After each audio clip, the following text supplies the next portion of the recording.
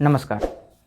India had hosted 18th G20 summit in New Delhi on 9th and 10th September. So actually the presidency was in the hand of India. So now we will understand and discuss the perspective of India, that how India actually show his leadership skills in this G20 summit. So as क्योंकि जो G20 presidency Bharat के पास है, तो क्या भारत के perspective होंगे और कैसे भारत अपने लीडरशिप स्किल्स को इस समिट में शो करेगी, किन मेजर इश्यूज़ पर बात करेगी, कैसे चैलेंजेस को और ऑब्स्टैकल्स को रोकना है, किन पॉलिसीज़ पर काम करनी है, तो इन सब मुद्दों पर भारत अपने पक्ष को कैसे रखता है, इसको समझेंगे। तो क्योंकि जो समिट है G20 समिट है और हमें G20 समिट को समझना है, G20 ग्रुपिंग्स को समझना है, तो पहले G20 का जो यह ग्रुपिंग है यह कैसे बना, इसकी हिस्ट्री क्या है, इसको समझने का प्रयास करते हैं। 90s का जो दशक था उसमें बहुत सारी कंट्रीज़ में, बहुत सारे कंटिनेंट में भी एक ग्लोबली क्राइसिस वाला सिचुएशन था। उसी समय एशियन कंट्रीज़ में भी बहुत सारे कंट्री में क्राइसिस थी।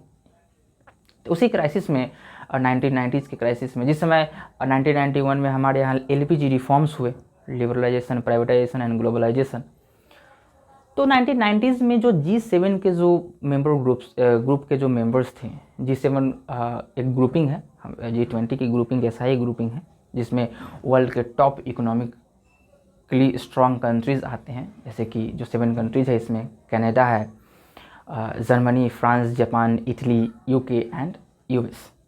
तो इन सब कंट्रीज़ ने एक मीटिंग किया उसी समय 1990s में कि जो क्राइसिस, इकोनॉमिकल क्राइसिस जो सारे कंट्रीज़ में आ रही है, इस ऑब्स्टैकल को कैसे दूर करें। तो उस मीटिंग में जो फाइनेंस मिनिस्टर्स थे उन कंट्रीज़ के और वहाँ के जो सेंट्रल बैंक के गवर्नर्स थे, उनका यह सजेशन हुआ कि हमें जो, क्योंकि हम डेवलप कंट्रीज़ है और कुछ लिमिटेड कंट्रीज है, 7-8 कंट्रीज़ है, तो हमें इतने कंट्रीज़ के सजेशंस को और पॉइंट ऑफ व्यू को और यहाँ आने वाले चैलेंजेस को ही नहीं, बल्कि ग्लोबली जो डेवलपिंग कंट्रीज़ है, जो भी डेवलपिंग कंट्रीज हो, जैसे कि चाइना हुआ, इंडिया हुआ, ब्राज़ील हुआ और भी बहुत सारी कंट्रीज़ है, अर्जेंटीना, ऑस्ट्रेलिया, इन सारी कंट्रीज़ को हमें साथ में लाना चाहिए ताकि हम ग्लोबली अलग अलग देशों के चैलेंजेस को, उनके ऑब्स्टेकल को समझ सके और एक बेहतर पाथ डिसाइड कर सके उन सारे चैलेंजेस को, या उस हेल्थ से संबंधित हो, एजुकेशन से संबंधित हो, या एनवायरनमेंट लेवल पर संबंधित हो। तो उन सारे चीज़ों को समझने के लिए उन लोगों का जो यह सजेशन हुआ कि हमें एक ऐसी ग्रुपिंग बनानी चाहिए जिसमें न केवल डेवलप कंट्रीज़ हो बल्कि डेवलपिंग कंट्रीज़ भी साथ है। उसके बाद 1999 में G20 ग्रुपिंग बना, जिसमें डेवलप्ड कंट्रीज़ ही नहीं बल्कि डेवलपिंग कंट्रीज़ को भी शामिल किया गया और एक इसको इस ऑब्जेक्टिव से बनाया गया कि हम ग्लोबली फ्यूचर में जो भी ग्लोबली क्राइसिस हो, इकोनॉमिकल क्राइसिस हो, ग्लोबल लेवल पर जो क्राइसिस हो, उसको रोक सके और एक इंटरनेशनल फाइनेंशियल स्टेबिलिटी को मेंटेन कर सके। यू कैन से कि एक सस्टेनेबिलिटी डेवलपमेंट के कॉन्सेप्ट पर काम कर सके। तो इसी ऑब्जेक्टिव से, मोटिव से 1990s और 2000 के बीच में G20 ग्रुपिंग को बनाया गया। तो G20 ग्रुपिंग में को बनाने के बाद इसका जो हिस्ट्री हुआ, इस तरह से बना, तो यह तो इसका हिस्ट्री था। लेकिन G20 जो ग्रुपिंग है उसमें जो मेंबर्स आते हैं और G20 ग्रुपिंग जो है एक कैसा ग्रुप है, उसको आप समझने का प्रयास करते हैं। सो G20 को आप एक इंटरनेशनल ऑर्गेनाइजेशन भी कह सकते हैं, या G20 को एक आप इंटर गवर्नमेंटल फोरम भी कह सकते हैं। इंटर गवर्नमेंटल फोरम या इंटरनेशनल ऑर्गेनाइजेशन एक ऐसा फोरम या ऑर्गेनाइजेशन होता है जो कोई ना कोई एक ट्रीटी पर बेस्ड हो। जैसे कि आप बहुत सारे इंटरनेशनल ऑर्गेनाइजेशन को देखते होंगे, जैसे कि UN हो गया, WHO हो, या वह आपका NATO है। तो ये सारी जो ग्रुपिंग्स है, इन सब को हम इंटरनेशनल ऑर्गेनाइजेशन कहते हैं या इंटर गवर्नमेंटल फोरम कहते हैं। तो G20 एक इंटरनेशनल ऑर्गेनाइजेशन हो सकता है या इंटर गवर्नमेंटल फोरम हो सकता है। G20 में लगभग 19 कंट्रीज़, इसमें 19 कंट्रीज़ और एक मतलब यूरोपियन यूनियन है।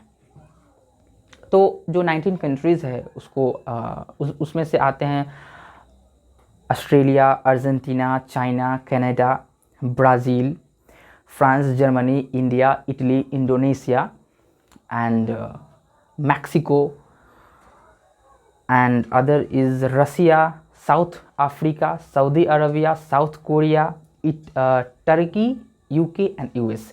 ये 19 कंट्रीज़ है और यूरोपियन यूनियन है। तो इन सभी कंट्रीज़ को कंप्राइज करके G20 ग्रुपिंग को बनाया गया। तो ये तो इनके मेंबर्स हुए। तो जो G20 ग्रुपिंग को शुरू में बनाया गया था उसके पर्पस क्या थे, किस पर्पस से, किस ऑब्जेक्टिव से इस ग्रुपिंग्स को बनाया गया था। तो जो पर्पस था इसका कि ग्लोबली जो भी इश्यूज़ है उन इश्यूज़ पर डिस्कशन करना।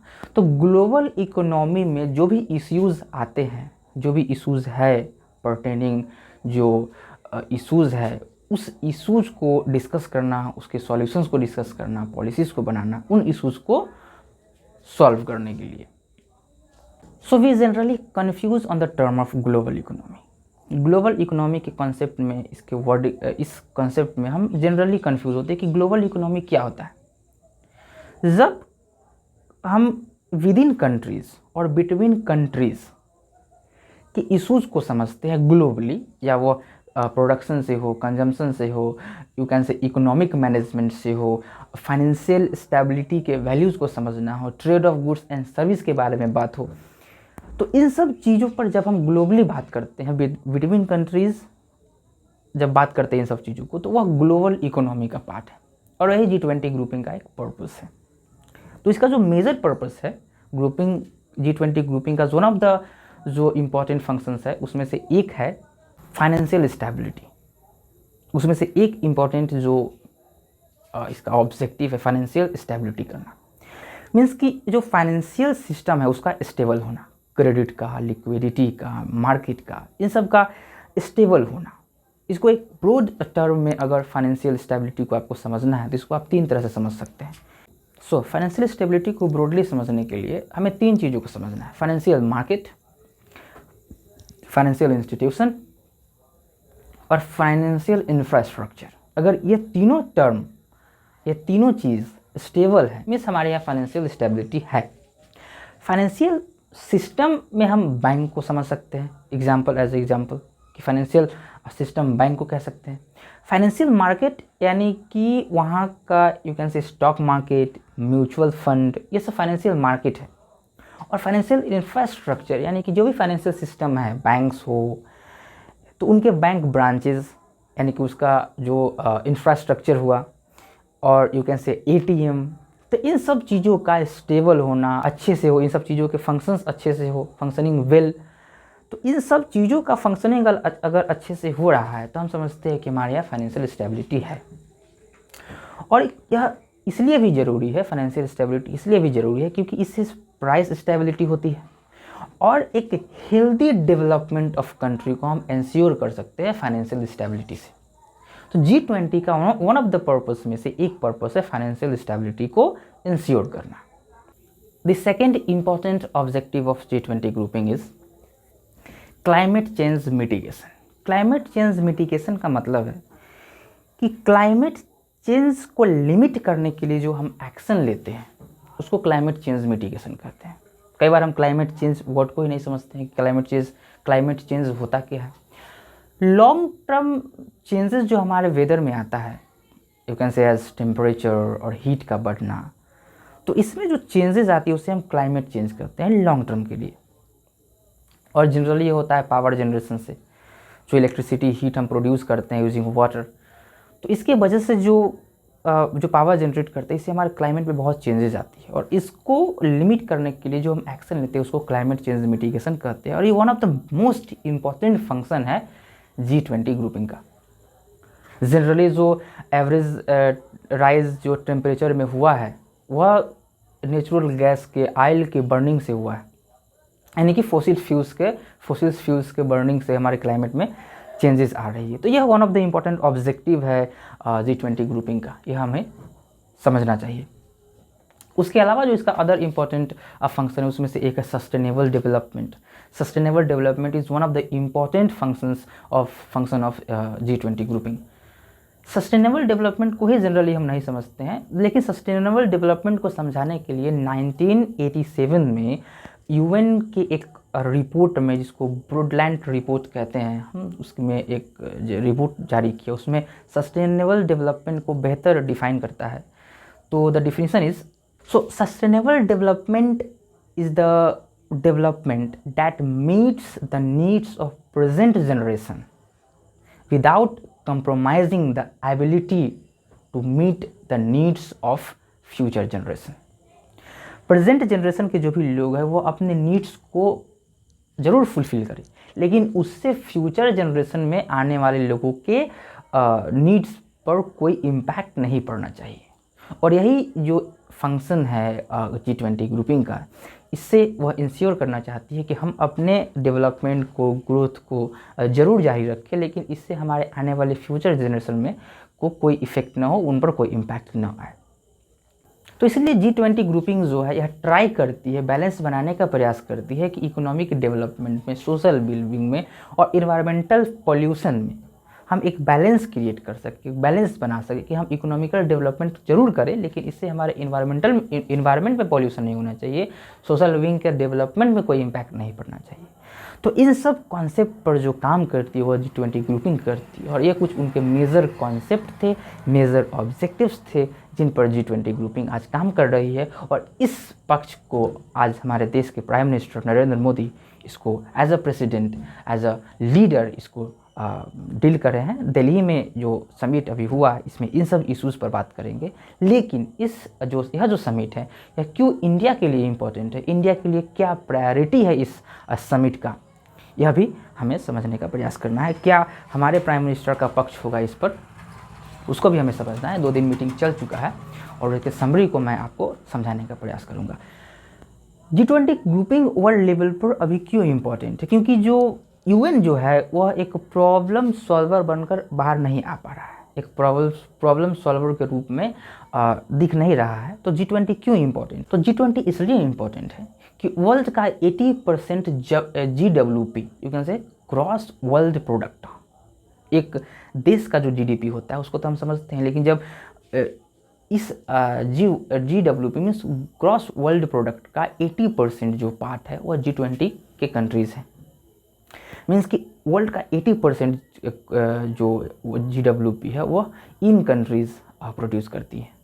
इसके अलावा वर्ल्ड में 75% जो ट्रेड हो रहा है, 75% ट्रेड, आई थिंक 85% ट्रेड लगभग इन्हीं कंट्रीज़ के बीच होता है। तो बिगेस्ट जो ट्रेड हो रहा है इन कंट्रीज़ के बीच हो रहा है। उसके अलावा जो 2/3 पॉपुलेशन है वर्ल्ड का इन्हीं कंट्रीज़ में है। इसलिए भी यह इम्पोर्टेंट है क्योंकि वर्ल्ड का लगभग 70% सिचुएशंस इन कंट्रीज़ में हो रहा है। तो इसलिए भी यह जो ग्रुपिंग है इसलिए इम्पोर्टेंट हो रहा है आज के डेट में कि जो वर्ल्ड के मेजर डेवलपिंग कंट्रीज है, जो मोस्ट डेवलप्ड कंट्रीज़ है, वो सभी यही हैं। इनके समिट में, इनके डिस्कशंस में जो भी बातें होंगी वर्ल्ड को एक नया दिशा दे सकता है, एक नया फ्यूचर दे सकता है।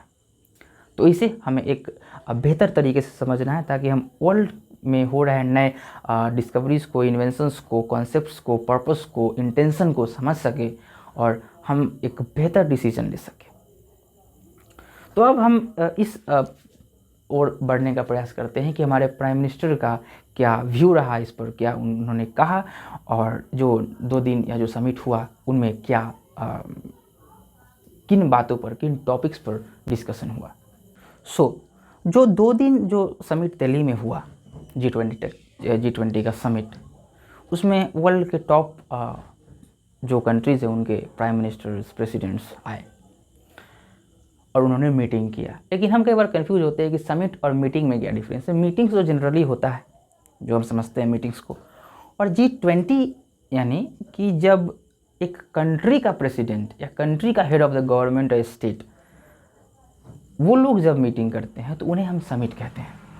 तो जो G20 का जो यह ग्रुपिंग था, यह जो समिट हुआ, इसको हम इसलिए समिट कहते हैं कि head of the states, head of the government ने मीटिंग किया।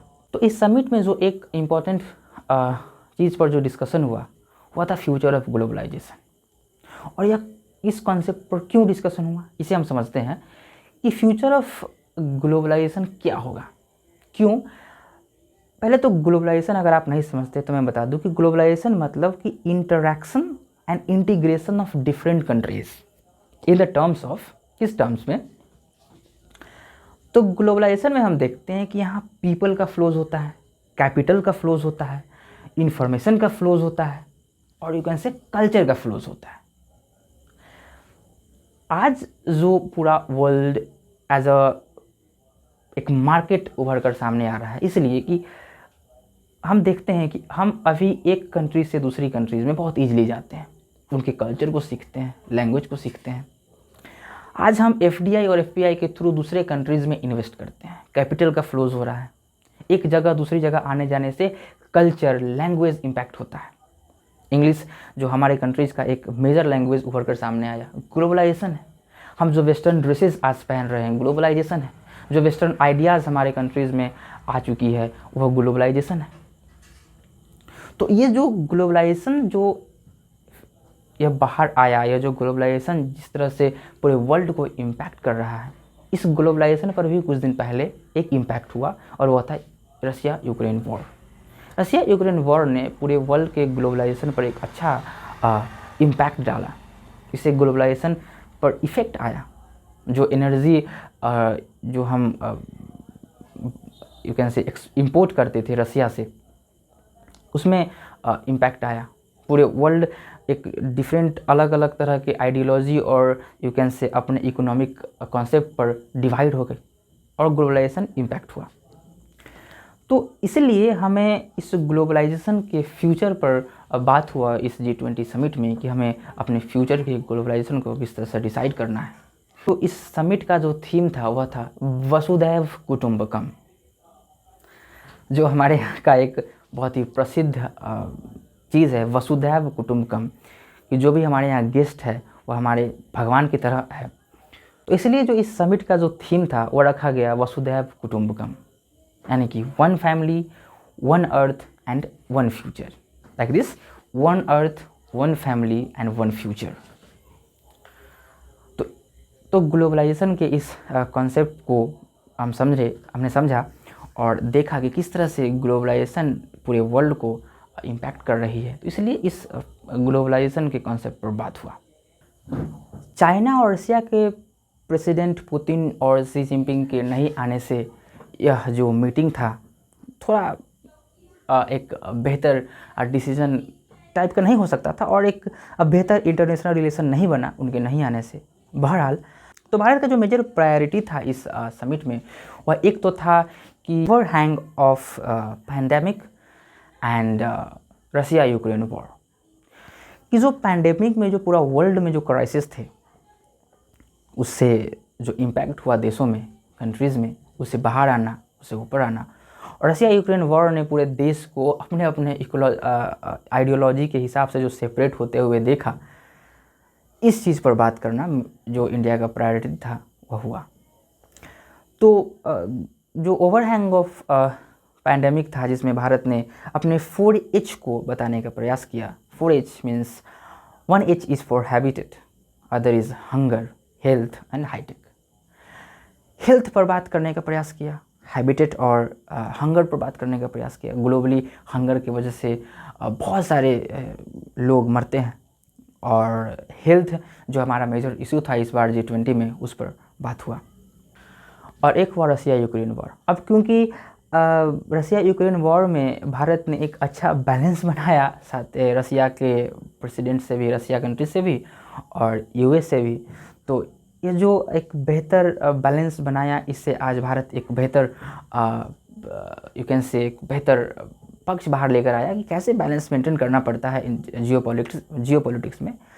और जियोपॉलिटिक्स जो जियोग्राफी के बेसिस पर पॉलिटिक्स को, इंटरनेशनल रिलेशन को इम्पैक्ट करता है, इफ़ेक्ट करता है।